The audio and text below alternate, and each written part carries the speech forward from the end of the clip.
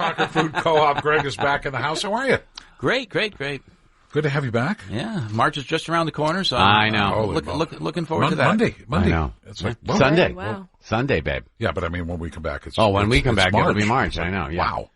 Okay, it'll still be February on Sunday for Peter. Yeah, okay. I know. So today, seals and certifications. Okay, what? Well, it sounds like a boring subject, quite francely. Thank you. We'll make it I'm glad you got fun. there before I did. Okay. But Abigail is in the house, and Andy's in the house, and so I'm sure they're going to be bringing squared. up a I lot like of that. things That's good. that we're just not. And actually, before the show, we started talking about B Corps, and Abigail's like, I love B Corps, and it's like, wow, I geeked out a little. She's just Man, over you the need to top get out about more. a B Corp. Yeah. Wow. B Corps. Yeah. You heard All that right. one before? All right, let's make some sense of all of this. Wow. Abigail McShinsky back in the house. Herbalist, writer, lives in Concord. Eating for two. Serves as the educational specialist at MegaFood, a local company that crafts premium supplements made with real food from trusted farm partners that share a commitment to organic and regenerative agriculture. Good to have you back in the house. Thank you so And much. congratulations on the kind of soon-to-be edition. Yes. You excited about this? Very excited. First one, second? First. Little girl. Ooh. Oh, nice. Oh, you already know? We already know. Why? I have a planner. I have to Yeah, know. Oh, you're one of those, huh? That's Yeah. right. That's right. Okay. All right. Fine. Jeez. Andy, messenger? Yep. It's not messager. It's nothing. It's just as it seems. We Americanized the heck out of that. I guess you did. Andy Messenger manages the Concord Food Co-op organic gardens located at Canterbury Shaker Village, which we have talked about before, which are awesome.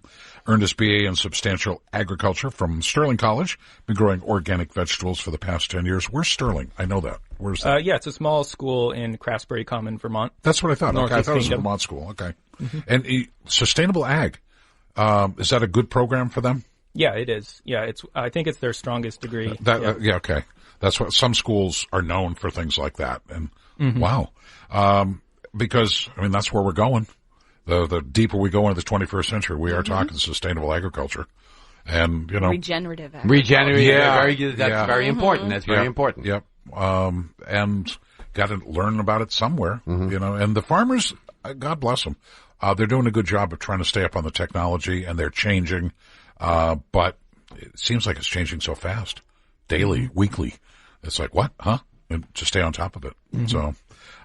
So seals and certifications, organic versus non-GMO, allergens and B Corp. Isn't that something I filed the Secretary of State with and get some kind of tax exemption? No, I'm a B Corp. What is a B Corp?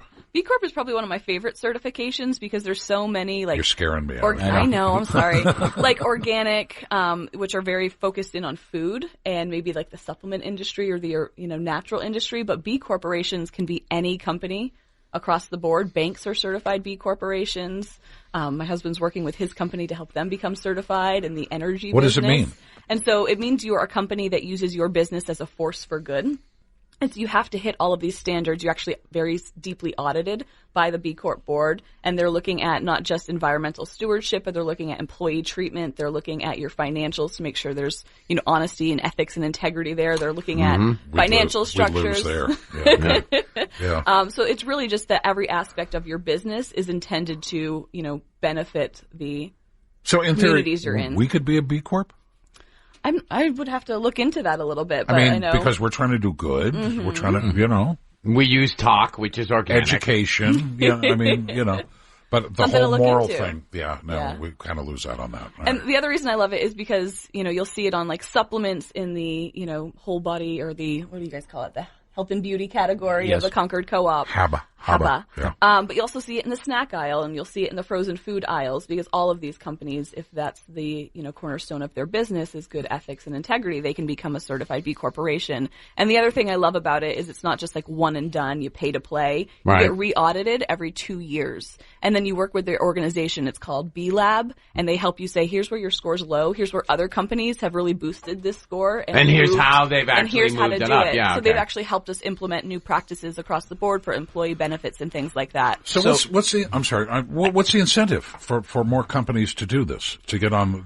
There's a lot of consumer awareness that actually kind of surprised us about this B Corp. It's one of the certifications that consumers who care about where their money is spent and how the companies are treating their people, they're looking for it. So if they're going to see, if that's important to somebody, they'll go into the snack aisle and maybe see 2 bags of potato chips, and one is a certified B Corp in Colorado who's doing all these amazing things for agriculture. For agriculture and for their employees and for everything that the business touches, right. They're giving back to the communities. They're maybe donating big portions of their income and things like that. Yeah, but the other bag's cheaper.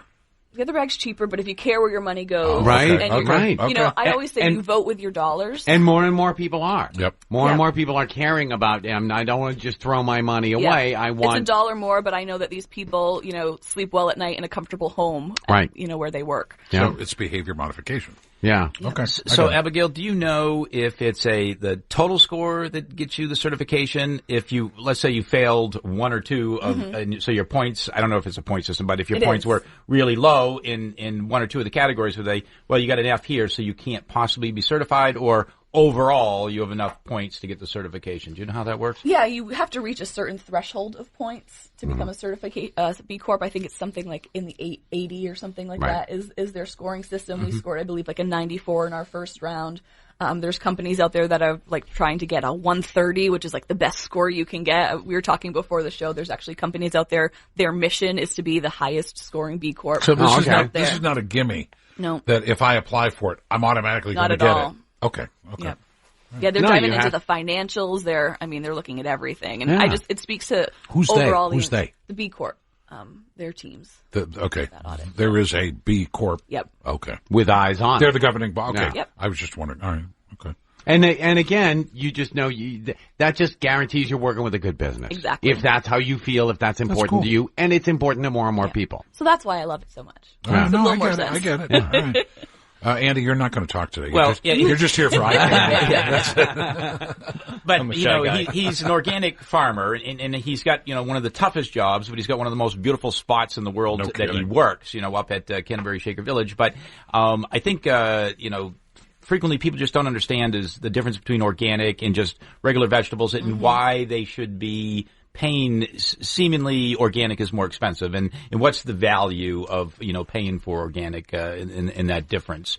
And I certainly know that the way you have to farm is so labor intensive. I can see why the price is higher right then and there, but you know, what's the benefit? A lot of people, I guess, just don't understand that. They just see higher price, but they don't see that if they're ingesting something different, that suddenly they're, you know, feeling aches and pains. So there's no immediate, you know, physical things that are going wrong if they're not eating organic.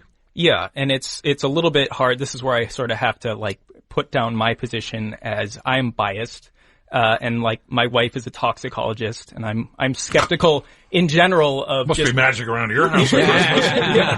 Pollutants and pollution, and there's all kinds of dangerous compounds out there, man-made and not, but. So I'm a little bit biased, and everything that I'm saying is my opinion. It's not necessarily totally based in science-based research. The views and opinions expressed right there, not necessarily those of the Concord Food Co-op. Yeah, okay, fine. I personally care about organic a lot because we can't use most of the dangerous toxic pesticides out there. That is one misconception out there, that organic agriculture does not use pesticides at all. There is a restricted list of pesticides that are approved for use in organic agriculture. I don't see you out there with the 7 or the 8. No. Okay. No. Yeah, okay. There are a few, and they're naturally derived. One of them is like a bacteria that, you know, produces a toxin. Yeah. So, for example, pesticide residue is a huge thing for a lot of people. And if you're picking up a pepper that's conventional and a pepper that's organic, it's a lot more likely that the conventional pepper contains toxic pesticide residues. So how are you getting potato beetles off? Hand picking. You are. There are. There's approved the labor-intensive part. Yeah. Hand picking. Yeah. On my scale, it makes sense. I'm about a half an acre. I'm very small scale. Yeah, but that's still half an acre of spuds picking off potato beetles and lifting up the leaves, looking for the eggs. That's time consuming. It sure is. Yeah. There are some approved products that you can spray for potato beetles, but they're not. Most conventional pesticides are systemic, so they actually work into the plant itself and they last a lot longer. Right. Whereas organic pesticides break down very quickly, and they're usually effective when ingested, and they only are effective for a couple days. Yeah. Oh, okay. So there's more frequent applications. Yeah. Again, Back to Greg's labor point. intensive. Time consuming. Yeah. Can you speak a little bit about the Dirty Dozen? I'm not super familiar with everything that's on the list. I know that like apples and strawberries, and what celery, broccoli. What earns you the Dirty Dozen? What gets you on the Dirty Dozen Wait a minute, list? is this good or bad? Oh, this is a list of commonly foods that you'll find in the supermarket that are commonly very high in pesticide residue. Right? So they're basically just plants that are more of a susceptible to pests and disease, and so they're sprayed frequently. Right. Yeah. And so, like strawberries are very, very tender. They get a lot of fungal diseases, especially if the leaves stay wet. So they get sprayed very, very, very regularly. All the growers have like a spray program, which just involves, like multiple applications of different chemicals throughout the growing season. And these are things that some organizations recommend that people buy organic just to avoid these residues. Makes sense. Yeah. And these residues aren't, it's easy to just kind of pass by and not think about them, but they're not harmless. They have big impacts on human health. And probably the biggest one that we're worried about at MegaFood is glyphosate, so the active ingredient in Roundup. Right. And that's been actually shown to like hang out in the gut and destroy the microbes in the gut. We talked about probiotics once before. Right, and how important it really they is are. going to destroy that. Studies are finding it in high concentrations in breast milk. Of mothers, so high concentrations of glyphosate because of her diet for the child early on.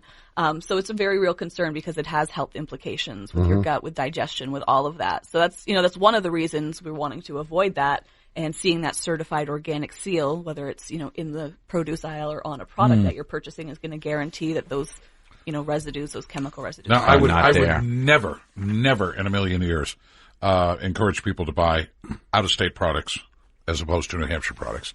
Always local grown. I mean, I'm that guy. But let's say for the sake of argument, somebody is at a store and they see a Washington State apple. Again, Dirty Dozen. It's been sprayed. How long does this hang on there? I mean, you figure by the time they pick it and it's boxed, shipped, blah, blah, blah, blah, blah, it's gone, right?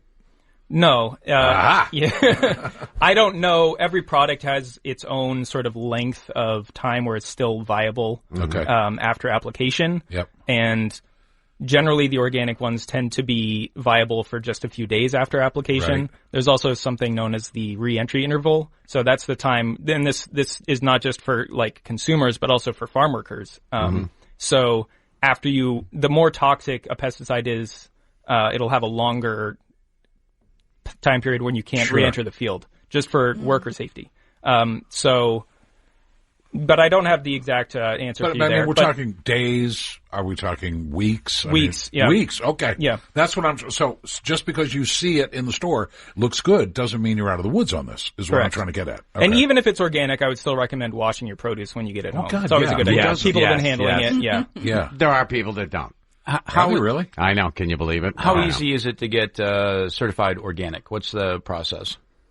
So the process, it goes through, it's administered by the USDA, the U.S. Department of Agriculture. And then New Hampshire, we have certifiers that work for the New Hampshire Department of Agriculture, Markets, and Food. And so it's harder your first year, and then when you reapply, it gets a little bit easier. But it involves putting together an OSP, an Organic Systems Plan, which is sort of a comprehensive plan that talks about the different cropping plans that you're going to implement, talks about your crop rotation, cover cropping, where you're getting your seeds from, potential vectors of contamination from outside, like if you have an apple orchard a mile uphill and upwind from you, things like that. So it's a vegetable business plan. It's a business plan, essentially. Yeah. Right. There are people available to help you write that, and there is also an annual fee, and then you have to reapply every year. And additionally, you have an inspector come once a year to make sure that you're doing everything okay. Yeah. How many acres are you how big is the gardens up at Shaker? Yeah, it's about an acre, and I have two 48-foot greenhouses that I manage. Wow. Greenhouses running now? No, not yet. It's a little cold, and you burn through a lot of propane this time of year. Okay. Right. I turn them on as late as possible. I was going to say, so you do heat? Yeah. Okay. One of them, yeah. And now what do you start first? Seedlings, and then I'll start greens in the greenhouses first, cold hardy things like bok choy and spinach. We were just talking about and it tastes great. come April, May. Oh, yeah, great. Get those greens. Yeah, a lot of those things, they produce compounds that are really flavorful when they're exposed to cold weather. So things will be like kale has a bad rap, but it is delicious if it's been kissed by a frost. It gets nice and sweet. So that was poetic. Yeah. Oh, nice. That's like poetic. That was the most romantic description of kale I've ever heard. Usually, killer frost. No, kissed by frost. Great. It's just a nice spin. That's awesome. We were talking about this a few weeks ago about bok choy. It took off, and everybody, oh my God. And then it died off. Nobody was talking about it anymore. What happened? I don't know. I thought it was great. I live in my own bubble. It's a good place to be. Stay there. He actually lives up at the village. There's only a couple people that live at Canterbury Shaker Are you Village. ever, when you're walking around, we have to take a break in a minute, but when you're walking around there by yourself, are you struck by the history? I am, and I need to learn. I would like to learn a lot more about it. Yeah. I'm pretty new to the scene. I mean, I'm taking away the religious aspects of that, but just it's a pretty hallowed ground. Yeah. To be up there. Yeah. I mean, that sense of history, to me, is I'm alone up there. It's like, wow. Yeah. I mean, look what happened here. I mean, it's a pretty big deal. The coolest thing for me is seeing there's these two huge stone ramps that go into nothing. Right. And in the 80s, there was this 200-foot long barn that burned down. And it's just, it's I don't know why. I just enjoy imagining what it looked like and how huge it was. Yeah, it was the largest cattle barn in the state. I think they had, at their peak, they had 70,000 cows. I look at Shaker Village and other places like that. Look at the sense of work that was involved to A, build it, B, make it go. And now trying to think people today putting in that kind of work, not going to happen. So it was still a pretty special place. We got to take a break. We'll be back with more right after this.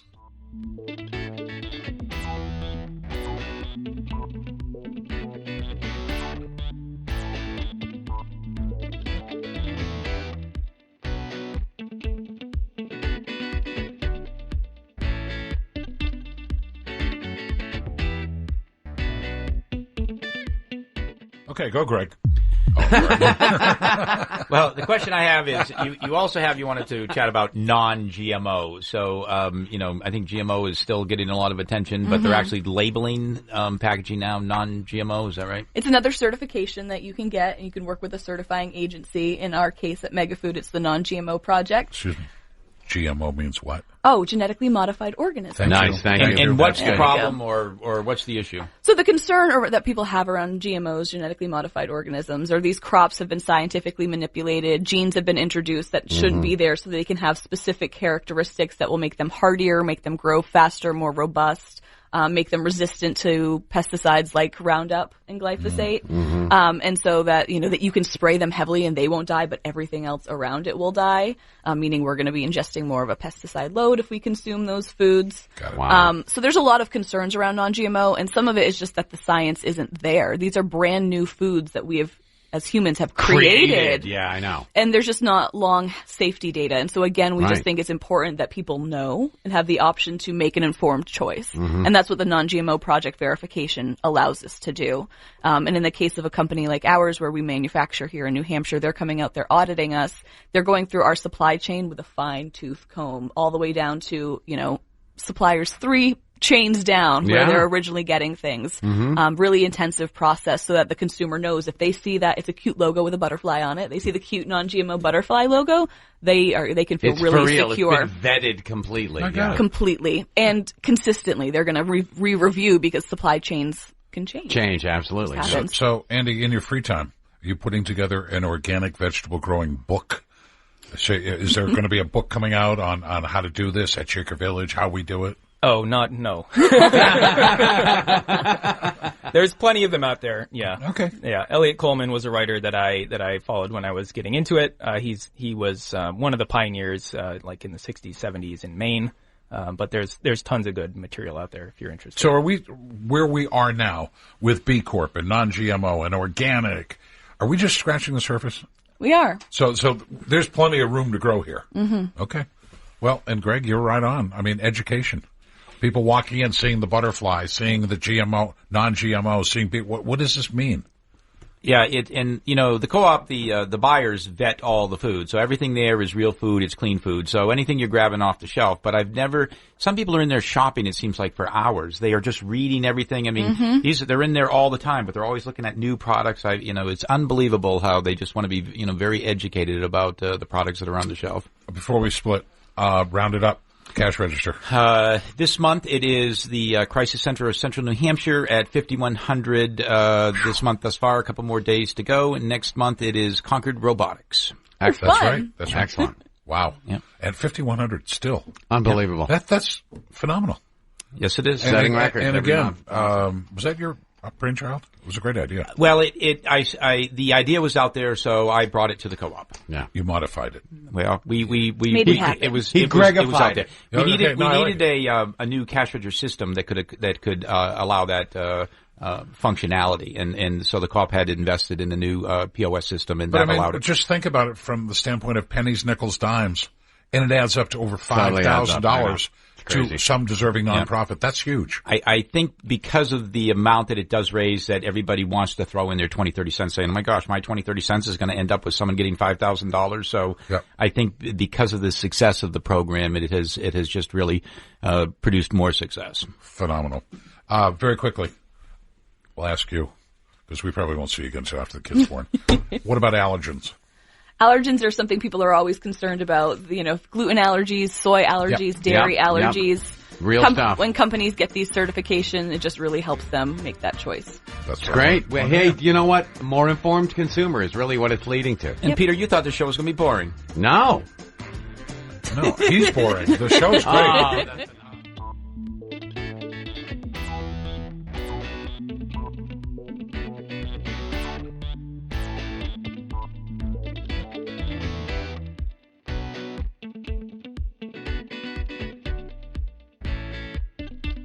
If you're in the mood for real food, it's Concord Food Co-op.